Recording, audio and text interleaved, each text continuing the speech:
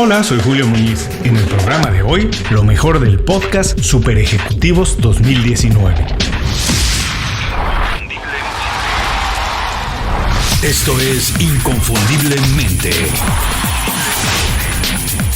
Aprende a ser tu mejor versión.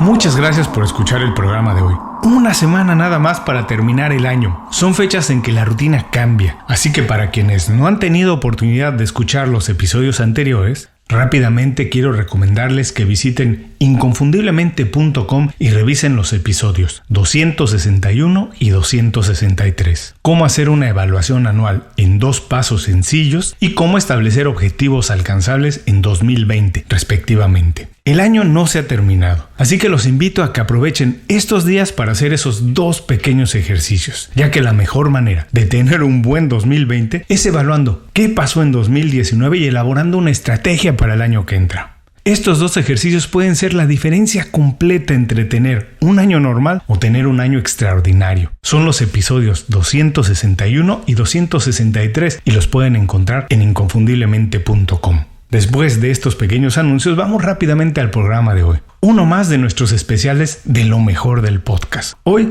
los mejores momentos de Super Ejecutivos 2019. Una bomba de buenos consejos, ideas y estrategias. ¿Qué y cómo han hecho nuestros invitados para conseguir sus objetivos? Vamos a descubrirlo juntos en este super especial. José Miguel Bolívar. Sí, por completo. La eficacia tiene una dependencia fuerte de la inteligencia emocional, porque además la tendencia natural que tenemos es a hacer muchas cosas, pero fáciles, ¿no? Preferimos hacer muchas cosas de las que se nos dan bien, que son rápidas, que ya sabemos cómo hacerlas, en lugar de hacer otras que a lo mejor van a requerir más esfuerzo, más tiempo, no dominamos tanto, pero que realmente son las que van a aportar valor. Y en el trabajo que hacemos ahora, que es muy distinto en sus características de lo que era el trabajo, digamos, industrial, pues es el único tipo de trabajo en el que se pueden dar estas 2 situaciones de no haber parado de hacer cosas en todo el día y volver a casa con la sensación de no haber hecho nada o con la sensación de, oye, hoy he hecho 2 temas pero ha sido un día altamente productivo, ¿no? Esto en un entorno puramente industrial no tendría cabida. Mira, me interesó mucho esto que dices, que tendemos a hacer lo fácil, lo que nos sale rápido, para lo que estamos muy preparados, ¿no? Y también recuerdo, no sé exactamente dónde leí, que por ejemplo desde niños se nos celebra lo que hacemos bien y entonces desde niños empezamos a hacer más de esas cosas y a lo mejor ni siquiera es para lo que tenemos mayor facilidad o lo que debería ser al final de la vida nuestra vocación, pero como nos gusta que nos celebren y nos da un poco de miedo el rechazo cuando hacemos algo mal, entonces dejamos de hacerlo desde niños. Me imagino que esto es un hábito que llevamos durante la vida y que cuando somos profesionales nos lo llevamos a las organizaciones. Ahora, ¿cómo puede hacer tú que trabajas con grandes compañías y con profesionales, cómo hacemos para, digamos, desaprender esos malos hábitos, para aprender a atrevernos a celebrar el intento y no celebrar únicamente cuando hacemos algo bien?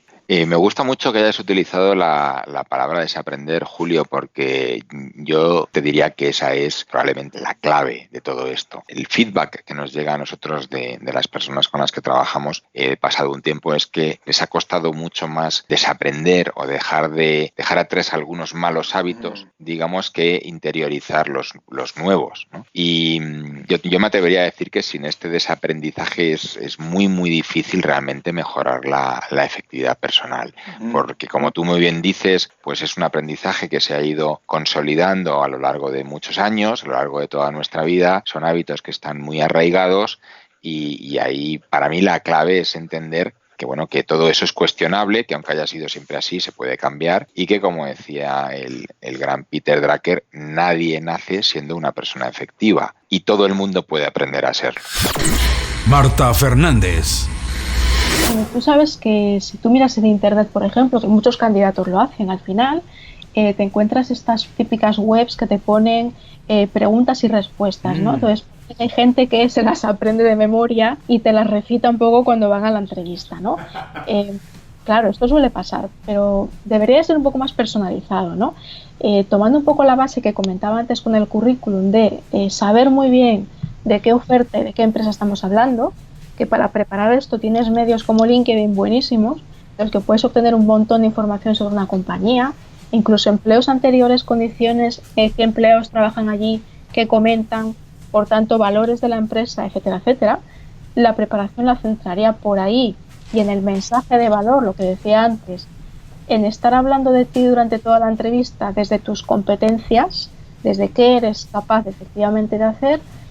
Y luego hay una cuestión de actitud que creo que influye muchísimo, o que a mí me influye mucho cuando hablo con un candidato, que es que esa persona se muestre en todo momento segura. Es decir, que no me genera mi inseguridad de decir, si la empresa la contrata, ¿qué va a pasar aquí, ¿no? Una persona segura, directa a la hora de contestar, que me contesta lo que le estoy preguntando, que es concreta en sus preguntas, que sabe poner el punto final de cada frase, porque si no lo pones y sigues hablando por nervios, etcétera, sueles acabar diciendo algo que no querías decir, por tanto fuera de tu discurso. Y un poco también el tema del lenguaje no verbal, ¿no? Que también dice mucho y que debe de apoyar la parte verbal de tu discurso, de tu mensaje que te has preparado, ¿no? Pero un poco también la idea siempre es preparar mensaje de valor, preparar lo referido con la información que tú sabes de empresa y oferta, y eso es lo que tú tienes que expresar de forma directa y segura en la entrevista, ¿no? Y lo demás que fluya, ¿no? Porque luego sabemos que cada entrevistador es un mundo, etcétera, pero es una parte que no podemos controlar nosotros como candidatos, con lo cual tenemos que dejar que fluya, ¿no? Cintia de la Garza. Creo que algo bien importante de este proceso del personal branding es ver que no porque tú identifiques cuál es tu valor, los demás lo van a identificar. Entonces, algo bien importante es que nosotros tenemos que alinear esto. Si tú me hubieras preguntado en ese momento, yo te hubiera dado una respuesta. Si me lo preguntas ahorita, te daría una respuesta diferente. Entonces, me voy a ir al pasado. En ese momento, pues yo lo que quería era ser consultora en imagen, y yo tenía una mentalidad de mercadotecnista. Entonces, yo decía, tengo que encontrar a mi mercado meta y tengo que diferenciarme. ¿Cómo me voy a diferenciar? Voy a dar talleres y conferencias hechos a la medida. Entonces, lo que yo voy a hacer es investigar bien cuál es la cultura organizacional de la empresa, por ejemplo, cuando voy a dar un taller o una conferencia, para que mi taller no es un taller genérico, no es el mismo que le voy a dar a todas las empresas. Yo lo voy a adecuar específico a mi público, ¿verdad? A las necesidades de esta empresa, sus valores, toda su cultura organizacional, y obviamente tomando en cuenta el público que tienes presente, ¿verdad? Que saben del tema, que no saben del tema, etcétera.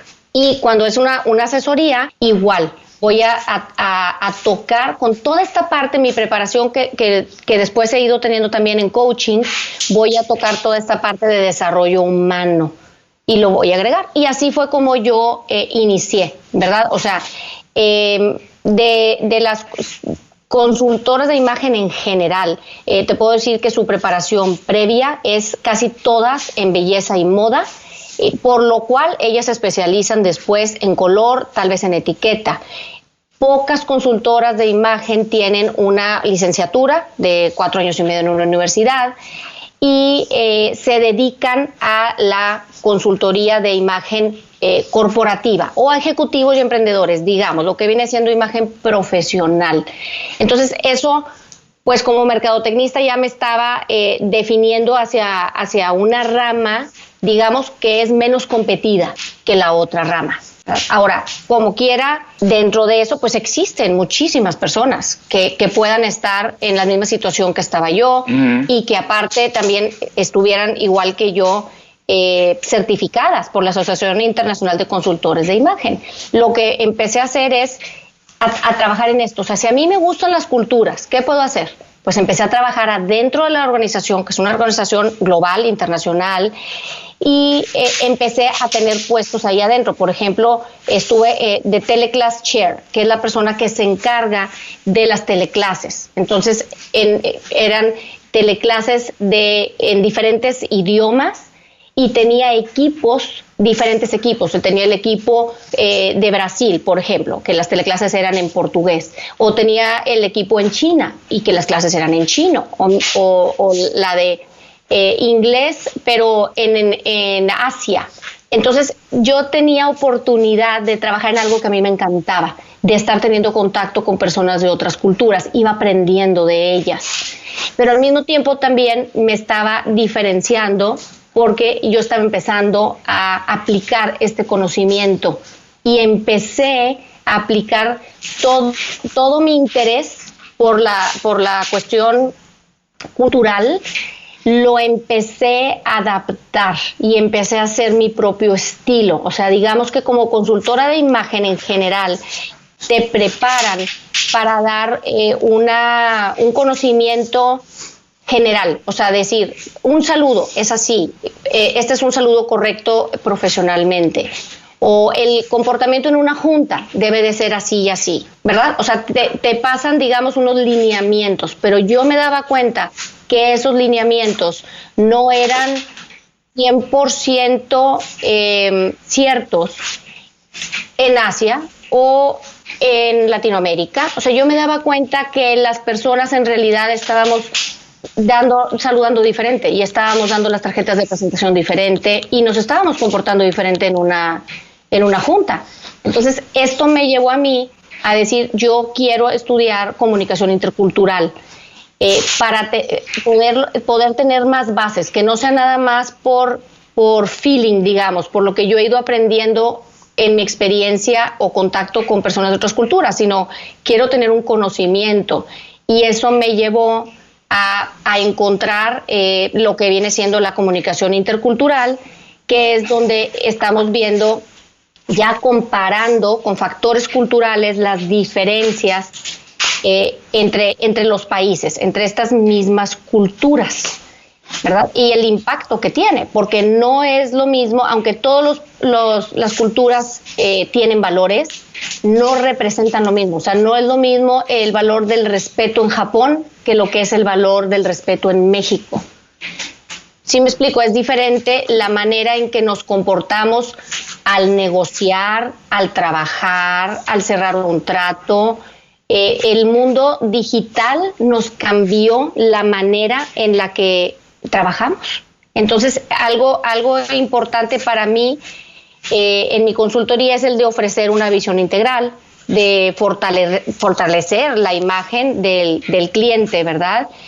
Pero adquiriendo este conocimiento y la capacidad de adaptarse a las diferentes culturas. Lluís Soldevila. Bueno, primero desmitificando un poco la predicción del futuro. O sea, si pudiéramos predecir el futuro, pues sería muy aburrido todo esto también, ¿de acuerdo? Con lo cual, oye, la gracia ¿no? Y a mí me gusta el fútbol, pues la gracia del fútbol es que, pues bueno, pues que pasan cosas que nadie se espera y que necesitas toda una liga para ver quién gana, etcétera, etcétera, ¿no? Con lo que quiero decir es que al final, que las cosas vayan más rápidas hace las cosas más complicadas, evidentemente, ¿sí? Porque estamos en un mundo VUCA, este acrónimo que no lo he elaborado yo, sino que lo he tomado, ¿no? En la academia ya hace muchos años que hablamos de este mundo VUCA que define la volatilidad, la incertidumbre, la complejidad y la ambigüedad.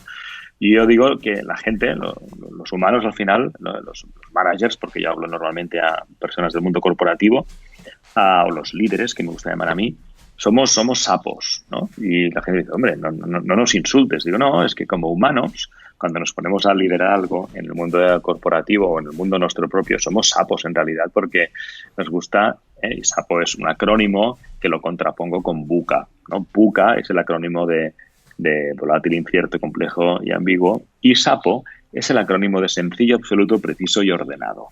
Así es como nos gustaría la vida, y tú mismo lo acabas de decir. Oye, ¿cómo predecir el futuro? Claro, hombre, si todo fuera absoluto, preciso, ordenado y sencillo, pues esto sería muy fácil. Esto de vivir, esto de manejar empresas sería muy fácil. Entonces, como somos sapos, tenemos que, al final, intentar adaptarnos y bueno, lo que nosotros decimos es que al final, con actitud y con los 10 rasgos y con este digital thinking, lo que podemos hacer es convertir el VUCA en otro VUCA. No va a dejar de ser VUCA porque no vamos a cambiar el mundo, no nos engañemos, pero en lugar de volatilidad tendremos visión, en lugar de incertidumbre tendremos conocimiento, en lugar de complejidad tendremos claridad, Y en lugar de ambigüedad tendremos agilidad. Fíjate, también he formulado la palabra buca, pero ahora mucho más sexy, ¿verdad? Visión, entendimiento, claridad y agilidad.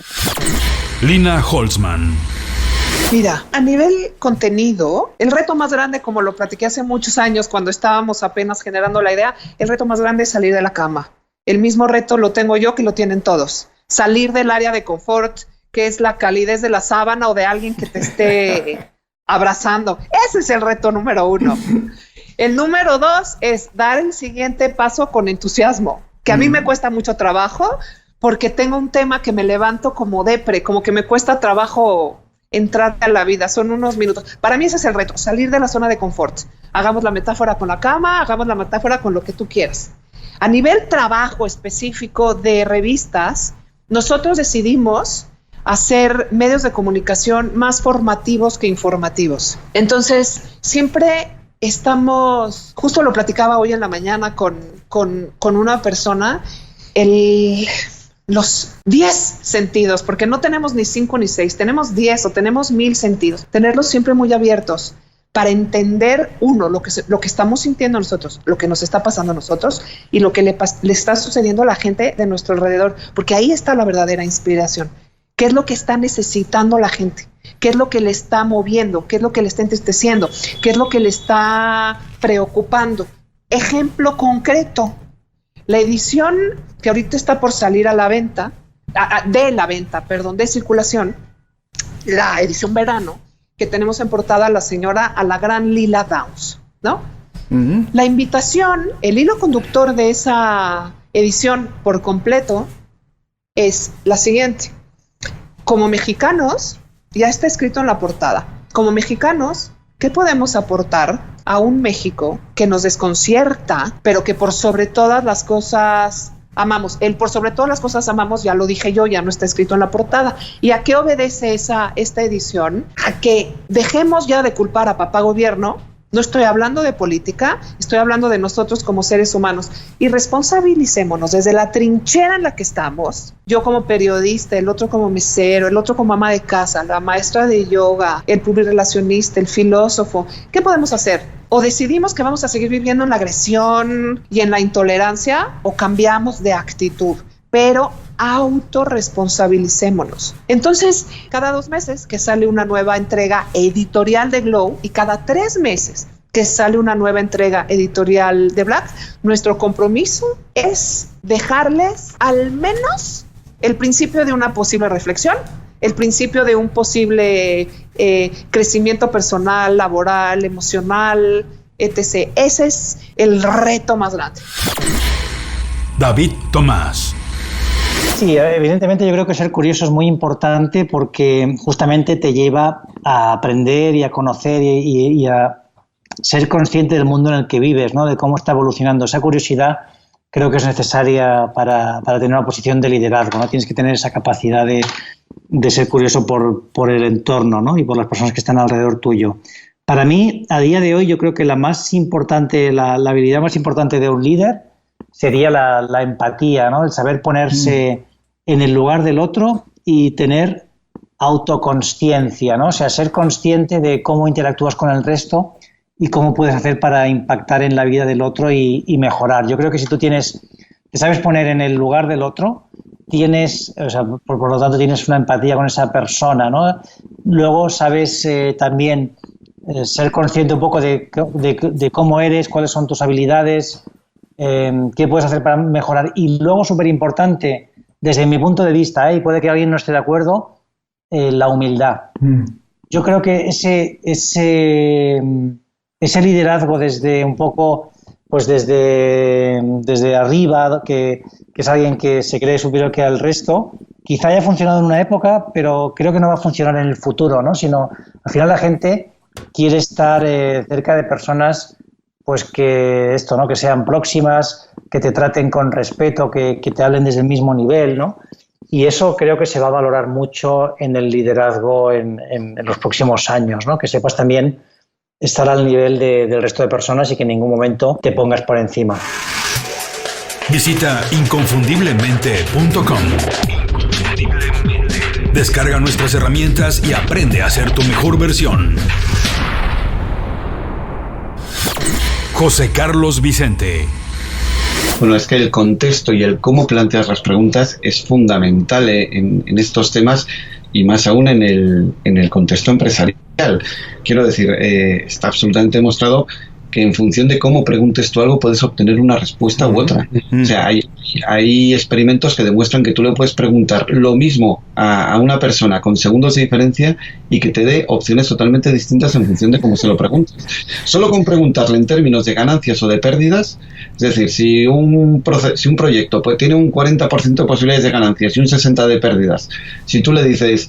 se lo planteas diciendo, oye, es que esto tiene un 40% de posibilidades de ganancias, él piensa en ganancias. Si se lo planteas del otro modo, cuidado que hay un 60% de pérdidas, es que ya le estás condicionando. A ver, esto es muy simple y tendríamos que entrar más a desarrollarlo. Pero vamos, que esto se estudia en términos de negociación. Hay mucha gente que se pone a negociar con auténticos expertos que le están manejando y no se da cuenta.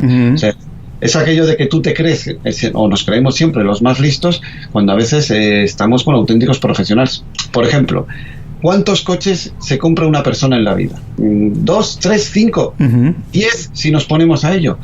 Un vendedor de coches vende 10 al día. Así que, ¿cómo puedes esperar ser tu mejor negociador en una venta de coches que el tipo que tienes enfrente? Claro. O sea, es que es imposible. Y aún así todo el mundo, no, es que le engañé, es que le saqué, es que... No le has sacado nada. Elena Huerga. Pues mira, hay un tema que es importantísimo, que son hacernos las preguntas adecuadas. Además, bueno, ahora que tenemos, yo creo que siempre hay que aprovechar momentos profesionales de parón y para un poco reevaluar en qué posición estamos. Entonces yo creo que hay unas ciertas preguntas que nos dan muchas pistas. En el fondo, yo me voy mucho a qué te gusta y qué no te gusta de tu actual trabajo y de los anteriores. Ahí empiezas a ver tu perfil. Pues, ¿qué querías ser de pequeño? O sea, ¿qué querías ser de mayor cuando eras pequeño? Esta muchas veces nos da unas pistas increíbles, porque yo siempre digo que hay que coger esta idea con pinzas, ¿no? Pues mira, Elena, yo ahora me dedico al mundo del marketing, pero yo de pequeño quería ser veterinario. Chica, pues ahora no me voy a poner a estudiar la carrera. Pero no es eso. Yo me voy al... vale, pero te veías en grandes pastos con granjeros, cogiendo el coche de acá para un pueblo con grandes animales, o te veías operando minuciosamente algún animal, te veías más bien ayudando a esa familia cuando están tristes por sus mascotas, te veías gestionando una división veterinaria. Esos matices son los ricos. Porque si nos veíamos en campo ancho de pequeños, para allá, para acá, y de repente pasamos a la vida de una oficina, ahí hay algo que probablemente no case. Entonces, que a lo mejor necesitas un trabajo con más libertad. Esas pequeñas cosas son súper importantes. Luego también, por supuesto, cómo nos ve nuestro entorno, incluso si tenemos algún mote. O sea, eso nos puede ayudar a ver cuáles son nuestras competencias que más sobresalen, ¿no? A lo mejor el mandón, pues a lo mejor es que eres muy líder o muy planificador o todo perfecto, ¿no? Porque es una persona muy orientada al detalle. Cuando hay una cena de Navidad, ¿qué ocurre en tu casa? ¿Qué papel ocupas? ¿Qué papel ocupas en tu núcleo de amigos? O sea, hay ciertas preguntas sobre uno mismo, cómo te ves tú. Lo que pasa es que el cómo te ves tú nos deja bastante en blanco, ¿no? En shock. Si vamos yendo a cómo te veías de pequeño, qué dicen de ti, qué te gustaba y qué no te gustaba de este trabajo, amén de otras, o qué te gusta hacer en tu tiempo libre. Si vas cogiendo esos matices, te das cuenta de muchas cosas. Y lo que hablábamos antes, un pequeño cambio en esto hace que a lo mejor vayas a trabajar mucho más contento, porque te hallas más en ese trabajo. Alexandra Castrillón. Bueno, has tocado un tema súper importante, y es que ese tiempo que nos dedicamos para viajar va a traer muchísimos beneficios en lo personal y en lo profesional. Y creo que las empresas y los jefes deberían ser muchísimo más conscientes de esto.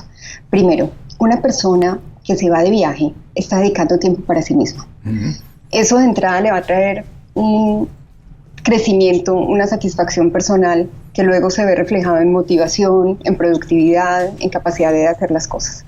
Pero además viajar y exponernos a otros ambientes nos brinda la oportunidad de abrir nuestro punto de vista, de tener otras perspectivas, de conocer otras formas de vivir, de entender que somos distintos y que en la diferencia hay riqueza, Y eso, llevado a un ambiente laboral, ayuda, por ejemplo, al trabajo en equipo, ayuda con la capacidad de escuchar a los demás, nos ayuda también a encontrar soluciones creativas a los problemas. Muchas veces cuando viajamos vemos como en otros países hay productos distintos, hay servicios diferentes, hay maneras distintas de hacer las cosas que tal vez en nuestro país o nuestro entorno todavía no se están implementando y que podrían llegar a ser una oportunidad de negocios. Vemos también cómo otros países han resuelto sus problemas, cómo han resuelto sus crisis. Por ejemplo, para mí, la primera vez que estuve en Sudáfrica, ver todo, visitar el Museo del Apartheid, ver cómo los sudafricanos se han sobrepuesto a todo este proceso tan duro y difícil que vivieron, para mí fue como un shock, porque dije, wow, el día que en Colombia tengamos la capacidad de dar el paso y realmente reconciliarnos en todo el tema de guerra que hemos vivido, de guerra interna, nuestro país va a ser muy distinto. Entonces, como profesionales, lo que conocemos, lo que vivimos, las personas con las que interactuamos, eso nos da la oportunidad de ser más creativos, nos da la oportunidad también de ser mucho más productivos. Y a veces cuando yo veo personas que dicen, no, yo no saco vacaciones porque es que nunca puedo, porque siempre hay un proyecto, porque, ¿qué va a decir mi jefe, etcétera? Les diría lo que piensan también los que son padres. Nunca es un buen momento, o sea, nunca. Siempre vendrá otro proyecto, siempre vendrá otro cliente. Entonces, planéalo, organízate, busca las mejores maneras para cubrir cualquier contingencia, pero el momento perfecto no existe. Entonces tú decide cuándo te vas a ir y planéalo con tu jefe, con tu equipo y te vas. Carla Olivieri. Es fundamental, pero lo que tú dices es muy cierto, que tenemos tantos estereotipos del liderazgo que a veces pensamos que esta persona no tiene capacidad de ser líder y empezamos a etiquetar o nos etiquetamos nosotros mismos porque nos comparamos con otros. Yo sí creo mucho en probar, ¿no? En dar pequeños tests a las personas que a veces aparentan no tener cierto liderazgo y ver cómo se desenvuelven, pero probar dándole este test empoderándoles, dándoles la libertad, porque muchas veces las personas tienen miedo de tomar el liderazgo de cierto proyecto o una parte de un proyecto, porque a veces no les damos la libertad. Pero también tiene que ver con la cultura interna de cómo se aborda el error. Si nosotros trabajamos en una empresa o en casa también con nuestros hijos, en donde se sataniza el error y cualquier falla se hace súper visible y se llama la atención horriblemente y la persona no va a querer arriesgarse y no va a querer arriesgar ser un líder porque obviamente cuando pasa algo al líder es al que le cae. Entonces, lo que es importante es primero definir cuál va a ser la política de la organización y de las diferentes personas sobre el error. ¿Qué va a pasar? Y bueno, para mí lo más saludable es entender que el error es parte del proceso de aprendizaje de todo, en casa también, en el estudio y en el trabajo. Y dejar de satanizarlo porque el error es como la temperatura cuando tú tienes fiebre. Y cuando tú tienes fiebre, tu cuerpo se calienta, te tomas la temperatura y es la forma de que tu cuerpo te está avisando hay algo que tienes que corregir. El error en nuestra vida es esa fiebre que te está diciendo esto es una oportunidad para que tú corrijas. Entonces tomas tu pastilla para bajarte la fiebre profesional o la fiebre laboral o como estudiante o personal. Entonces el error es un momento de reflexión y cuando uno ve que en la cultura de la organización o en la casa o en el colegio o en la universidad hay esta cultura de que el error no necesariamente se va a perdonar, pero sí se va a reflexionar y se va a abrazar para aprender, la persona va a estar mucho más dispuesta a arriesgarse a ser líder. O al menos intentarlo. Maite Pinto. Pues mira, voy a empezar por uno interior. Y es que cuando uno llega a un punto de crisis, que la crisis no deja de ser una oportunidad. Es decir, en el fondo a veces la vida te enfrenta incluso a los fracasos, que yo cuando los viví, cuando tuve mi crisis económica importantísima, lo viví como un fracaso, pero luego me di cuenta que era una oportunidad, que la vida me estaba poniendo, lanzando el mensaje de que estaba en el camino incorrecto, que tenía que cambiar, pero que tenía que aprender de lo que había hecho hasta ese momento. Entonces, el primer punto que debería podría hacer alguien? Hacer un camino de introspección. Cuando te tienes que reinventar, tienes que tirar un poco de todas aquellas cosas que realmente sabes que haces bien. Yo siempre en los cursos de formación les digo a las personas que están en ellos, coger una hoja y en negro sobre blanco escribir qué se os da bien, en qué cosas destacáis ahora y antes. ¿Qué cosas dicen los demás de vosotros que hacéis especialmente bien? Cuando os dicen, oye, qué bien se te da esto, que a lo mejor tú ni siquiera eres consciente. Escribe qué cosas son las que realmente te hacen felices, qué cosas has soñado cuando eras pequeña, has ideado cuando eras pequeña, cuáles consideras que son tus aptitudes, aquellas cosas que se te dan mejor que al resto, que tú sabes que haces mejor que los demás. Eso te va a dar muchas pistas de cuáles son tus aptitudes, tus dones, aquellas cosas que puedes manejar. Eso es una reflexión inicial que creo que es fundamental, que hay muchas personas que les lleva mucho tiempo, porque parece fácil, pero es, Julio, tremendamente difícil hacer ese ejercicio, pero hay que hacerlo. El segundo paso sería, ahora mismo hay un potencial enorme para difundir, para conectar, para generar redes de contactos, que es el mundo online, es el mundo de las redes sociales. Trabaja en él. Hay muchas emprendedoras que me dicen, es que no me gustan nada las redes sociales, esto no es un tema... Exacto, yo les digo, es que no es una cuestión de que te guste o no, es una cuestión de que tienes que ser inteligente y saber que es una herramienta, es una palanca fundamental para conseguir tus objetivos. Por lo tanto, esto es como en ocasiones los idiomas que te pueden no gustar, que se te dan fatal, pero que o sí los tienes que estudiar y los tienes que manejar. Las redes sociales forman parte de la vida y cada vez de una manera más intensa. El mundo es cada vez más global y cada vez más online, por lo tanto hay que estar en ese entorno. Te puede gustar más o menos, te puedes sentir más o menos cómoda en él, pero evidentemente, o cómodo en él, pero evidentemente tienes que estar. Ese sería el segundo punto. Y el tercero, para mí muy importante, Julio, es rodearte de personas que te ayuden, de mentores, de personas que sepan más que tú. Participar en eventos de networking de tu área de actividad, donde tú te quieras centrar, de tu sector, de tu profesión. Estar rodeado de gente que sepa más que tú. Estar muy atento a todo lo que ocurre e, insisto, o tener un mentor o varios, o tener personas de referencia que te acompañen en ese camino y que te orienten. Insisto, que sepan más que tú y que te aporten. Eso para mí son los 3 pilares básicos de inicio que tiene que hacer una persona que esté en proceso de reinvención. Verónica López Treviño. Mira, creo que los profesionales de hoy y los profesionales de ayer que seguimos trabajando hoy, nos hemos acostumbrado a la inmediatez. Nos hemos acostumbrado a cortar los procesos y yo creo que los procesos son necesarios para poder pisar fuerte en el terreno en el que nos queremos desarrollar. Creo que ahora queremos que todo suceda tan rápido que no nos damos la oportunidad de conocer a nuestros clientes en persona, que todo es por correo electrónico. Incluso la gente que está del otro lado del escritorio también dice que ni venga, que no, o sea, que no. Mira, hace unos años yo fui a Estados Unidos a buscar clientes nuevos y en algunos casos me decían, ni te preocupes por venir, no hay que venir, mándanos un correo. O sea, creo que se ha perdido el contacto personal con los clientes.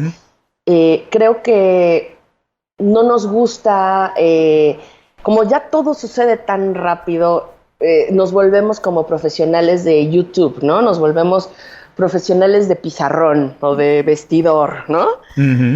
Y creo que tenemos que regresar a esas bases, a las bases del esfuerzo, del trabajo, del análisis, de decir cuáles son exactamente las cosas que quiero desarrollar, que como te digo, a mí no me pasó, o sea, a mí no me pasó pronto, me pasó en una etapa ya bastante avanzada de mi profesión, pero cuando uno detecta exactamente en qué se quiere enfocar, creo que el desarrollo puede ser mucho mayor. ¿Qué necesito para hacer esto que quiero hacer? Porque de pronto parecería que queremos hacer tantas cosas al mismo tiempo. Me sucede, me busca gente que me dice, yo quiero ser actor de doblaje, pero también quiero ser locutor, pero también quiero ser cronista deportivo. Y yo digo, sí, o sea, sí se puede todo.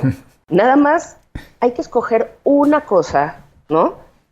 Desarróllate en esa y después el siguiente paso. Antes de cerrar el programa quiero pedirte 2 favores.